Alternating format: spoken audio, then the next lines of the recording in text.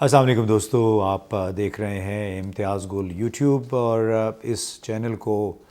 View تو آپ کر رہے ہوں گے، لیکن اس کو سبسکرائب کرنا اور دوسرے دوستوں کے ساتھ شیئر کرنا نہ بھولیے گا۔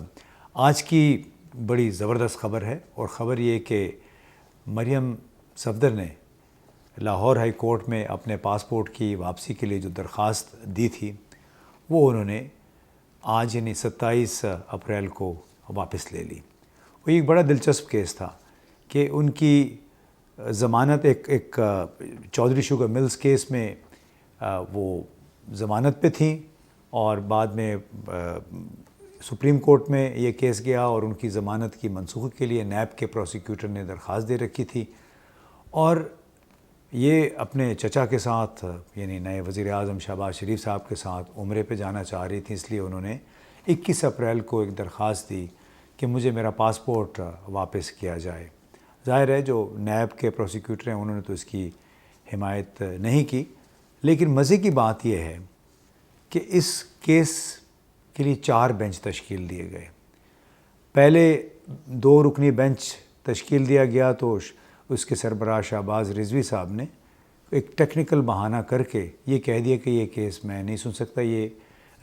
جسٹس نجفی صاحب کو سننا چاہیے۔ دوسرا بینچ بنا 25 اپریل کو، تو اس میں جو جسٹس فاروق حیدر ہیں انہوں نے معذرت کر لی کہ میں یہ کیس نہیں سن سکتا۔ تیسری مرتبہ جب بینچ بنا تو پھر جسٹس اسجد جاوید صاحب نے خود کو اس کیس سے علیحدہ کر دیا، یعنی معذرت کر لی کہ وہ اس میں حصہ نہیں بننا چاہتے۔ اب بڑی دلچسپ یہ صورتحال ہے کہ اتنا پریشر شاید بلڈ اپ ہوا ہے، اور سوال یہ اٹھ رہا ہے کہ کیا عوامی دباؤ اور جو شعور کی بیداری ہے اس ملک میں، اور جس انداز میں لوگ ٹویٹر پہ اور فیس بک پہ ہماری اشرافیہ کے حوالے سے خیالات کا رد عمل کا اظہار کریں، اس کی وجہ سے مریم صفدر کو اپنی درخواست واپس لینی پڑی ہے؟ بڑا ایک دلچسپ سوال ہے، اور اسی وجہ سے لوگ اب یہ بھی چہ میں گویاں کر رہے ہیں کہ کیا یہ لوگ جو وزیر اعظم کے ساتھ معلوم نہیں 71-72 لوگ ہیں یا 100 کے قریب لوگ ہیں جو خصوصی پرواز کے ذریعے جا رہے ہیں سعودی عرب عمرے کی ادائیگی کے لیے، اس میں تمام لوگ شامل ہیں۔ اور بڑا ایک پریشر اس لیے بھی شاید بنا کہ عوامی نیشنل پارٹی کے جو رکن اسمبلی ہیں سربراہ امیر حیدر ہوتی،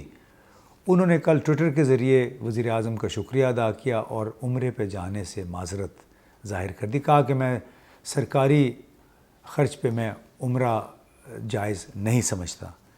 تو اندازہ لگے کہ اس قسم کے یہ جو پریشر بن رہے ہیں، دباؤ بن رہا ہے اب اشرافیہ پہ، اس سے کئی چیزیں شاید درست بھی ہو جاتی ہیں، ہونے کی توقع رکھنی چاہیے۔ اور اس کا کانٹیکسٹ کیا ہے، اس کا تناظر کیا ہے؟ میرے نظر میں اس کا تناظر سپریم کورٹ میں غیرت کے نام پر قتل کا ایک جاری کیس ہے۔ 25 اپریل کو قاضی فیض عیسیٰ، جسٹس قاضی فیض عیسیٰ نے اس کیس کی سماعت کے دوران کچھ باتیں کہیں، ہم نے سوچا آپ کے ساتھ شیئر کریں۔ جسٹس قاضی فیض عیسیٰ نے اس 2 رکنی بینچ کے سربراہ کے طور پہ پولیس کی کافی سرزنش کی۔ انہوں نے یہ کہا کہ پاکستان میں انصاف بڑی بولی دینے والے کے لیے بک رہا ہے۔ کرپشن پر میں پولیس کا شکریہ ادا کرتا ہوں۔ کیا ملک میں ایک خاتون کے قتل کی کوئی اہمیت نہیں ہے؟ اور اگر اس قتل کے حوالے سے گواہ اپنا بیان ریکارڈ نہیں کرا رہا تھا تو اسے گرفتار اب تک کیوں نہیں کیا گیا؟ انہوں نے ساتھ یہ بھی کہا کہ پولیس والے اصل میں کہتے ہیں بااثر لوگوں کو کہ آپ قتل کر دو،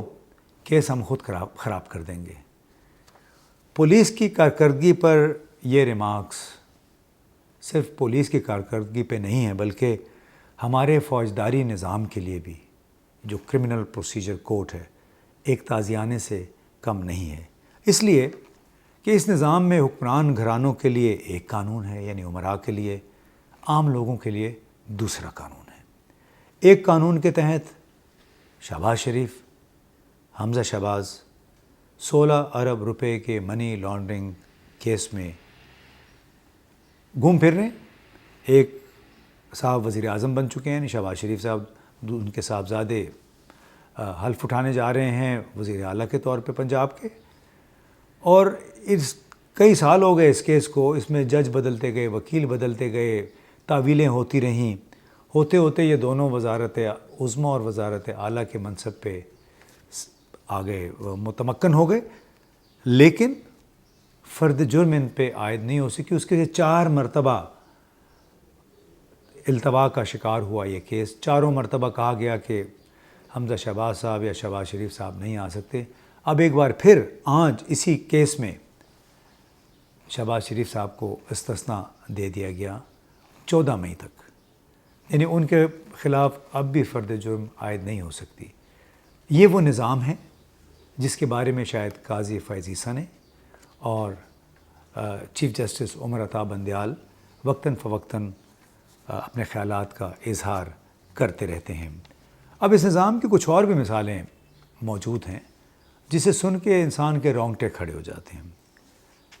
4 ستمبر 2020 کو کوئٹہ کی ایک ماڈل عدالت نے کمال کا فیصلہ سنایا۔ معروف سیاستدان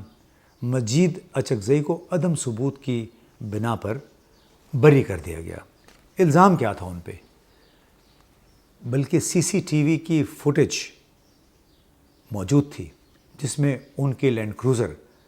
چوک میں کھڑے ایک سپاہی کو رونتی ہوئی چلی گئی، کیونکہ وہ اشارہ کر رہا تھا کہ رک جائیں، رونتے ہوئے چلی گئی۔ سی سی ٹی وی فوٹیج موجود ہے، لیکن جناب عدالت نے کہا کہ یہ ہمارے پاس ثبوت کوئی نہیں ہے، یعنی اس دور میں بھی انہوں نے سی سی ٹی وی فوٹیج ماننے سے انکار کری۔ یہ وہی مجید اچکزئی ہیں جن پہ اسمگل شدہ گاڑیوں کے ریکارڈ ٹیمپر کرنے کا الزام ہے، جن پہ 1994 میں قتل کا الزام بھی لگا تھا۔ یعنی ہم کیا کہہ سکتے ہیں کہ عادی مجرم، مجھے نہیں معلوم، لیکن ہماری عدالت نے اس کو بری کر دیا۔ عتیقہ اوڈو ان سے باہر سے آ رہی تھی، ان کے پاس 2 شراب کی بوتلیں تھیں، وہ پکڑی گئیں، لیکن جناب 174 دن کی کارروائی ہوئی، 12 جج اس میں آئے گئے، ان کیسوں میں 9 سال وہ کیس چلا، اس کے بعد کہیں جا کے عتیقہ اوڈو صاحبہ کی جان چھوٹی۔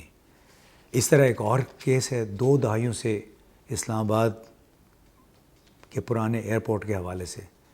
کہ یہاں پہ ایک ملحق پلاٹ تھا فاسٹ فوڈ کے لیے، اس کے اجازت بھی مل گئی، متعلقہ کمپنی نے 1988 میں 70-80 لاکھ روپے خرچ بھی کیے، پوری وہ فیسلٹی بنا دی، اور بین الاقوامی فوڈ چین ہے چونکہ اس کے ساتھ معاہدہ بھی کر لیا۔ لیکن جناب یہ چونکہ 1988 کی بات ہے، اس کے شروع کی جنرل ضیاء اللہ کے بھی زندہ تھے، وہ جب ایئرپورٹ آ رہے تھے تو ان کی نظر اس فاسٹ فوڈ چین کے نئے ریسٹورنٹ پہ پڑ گئی۔ یہ واپسی پہ چونکہ یہ آ رہے تھے وی وی آئی پی لاؤنج کے راستے سے، تو جب انہوں نے دیکھا تو کہا کہ اس سے تو جو اس کے ساتھ والی مسجد ہے وہ چھپ جائے گی، اس کو ختم کریں۔ جناب وہ چونکہ صدر صاحب کا حکم تھا، وہ جو ریسٹورنٹ تھا وہ ختم ہو گیا۔ لیکن اندازہ لگائیے کہ جو نقصانات ہوئے اس کانٹریکٹر کے جو وہاں پہ ریسٹورنٹ بنا رہے تھے، وہ آج بھی پیشیاں بھگت رہے ہیں۔ یہ 1988 کو دیکھیں اور 2022 کو دیکھیں، یہ ہماری عدلیہ کی چابک دستی ہے، ان کی مستعدی ہے۔ وہ جنہوں نے پیسے لگائے تھے وہ باہر سے آتے ہیں بیچارے، جب پیشی لگتی ہے پھر آتے ہیں، پتہ چلتا ہے کہ مخالف وکیل نہیں آیا، وکیل استغاثہ جو ہے وہ نہیں آیا، جج نہیں آیا۔ تو اس طرح ایک اور کیس تھا منڈی بہاؤدین کا، اقبال حسین، ہم نے اس پہ ایک ویڈیو بھی کیا تھا، جو 17 سال کی عمر میں ایک غلط ایف آئی آر کی بنیاد پہ گیا اور 22 برس تک وہ کال کوٹری میں رہا، اور کہیں جا کے لاہور ہائی کورٹ نے اس کی جان چھڑائی، یعنی اس نے زندگی کے 22 سال جیل میں اس کی گزرے، زیادہ تر کال کوٹری میں۔ اس طرح ایک اور صاحب تھے محمد انور، وہ بھی 16-17 سال کی عمر میں دوسروں کے ساتھ ان کو گرفتار کر لیا گیا 25 سال کے بعد، اور زیادہ تر وہ 20 سال جو اس نے گزارے کال کوٹلی میں، سزائے موت ہو گئی تھی 1998 میں، لیکن اس کے بعد سے کیس چلتا رہا، کی سنوائی نہیں ہوئی۔ تو یہ جناب ہمارا فوجداری نظام ہے، ہمارا نظام انصاف ہے. اور میں ایک بات کر رہا تھا ایک وکیل صاحب سے، تو انہوں نے یہ کہا کہ ہمارے فوجداری نظام میں، ہمارے عدالتی نظام میں سب سے بڑی لعنت جو ہے وہ اسٹے آرڈر ہے. اسٹے آرڈر کی بنیاد پہ ہماری جتنے عدالتی نظام میں کیسے کوئی 70-80% کیسز وہ اسٹے آرڈر کی بنیاد پہ چل رہے ہیں. اسٹے آرڈر کی بنیاد پہ حکومت پاکستان اور سرکاری اداروں کے 12 ارب ڈالر کے برابر پیسے پھنسے ہوئے ہیں، کیونکہ لوگوں کو سزائیں ہوتی ہیں، جرمانے ہوتے ہیں، یہ لوگ اسٹے آرڈر اس کے خلاف لے آتے ہیں. ایک وکیل نے مجھے یہ بھی بتایا کہ جو حکم امتناعی یعنی اسٹے آرڈر ہے وہ ہمارے عدالتی نظام میں مقدمات کی طوالت کے لیے ایک توانائی بخش ٹانک کی حیثیت رکھتا ہے، جس کے باعث ظلم اور زیادتی کے متاثرین کا کام تو نہیں ہوتا. عدالتی نظام البتہ چلتا رہتا ہے اور اس سے ہمارے وکیلوں کا بھی کاروبار جڑا رہتا ہے، کیونکہ پیشوں پہ پیشیں، ان کو فیسوں پہ فیسیں. تو اس لیے اب سوال یہ ہے کہ کیا ہمارا عدالتی نظام محض غریب لوگوں کے لیے ہے، یا کبھی اس کا رخ اشرافیہ ہمارے حکمران گھرانوں کی طرف بھی ہوگا، جو سزا یافتہ بھی ہوں، قتل کے کیسوں میں ملوث بھی ہوں، منی لانڈرنگ میں بھی ملوث ہوں، لیکن عدالتوں کے احکامات کے باوجود ان کی ضمانتوں پہ کھلم کھلا گھوم پھر رہے ہیں، حکومتوں کے خلاف، اداروں کے خلاف اپنی غور افشانی کرتے رہتے ہیں. تو یہ بڑا لمحہ فکریہ ہے اور ہماری عدلیہ کو بہت غور کرنا ہوگا اس تمام معاشرے پہ، قبل اس کے کہ لوگ براہ راست عدلیہ کو گالیاں دینا شروع کر دیں.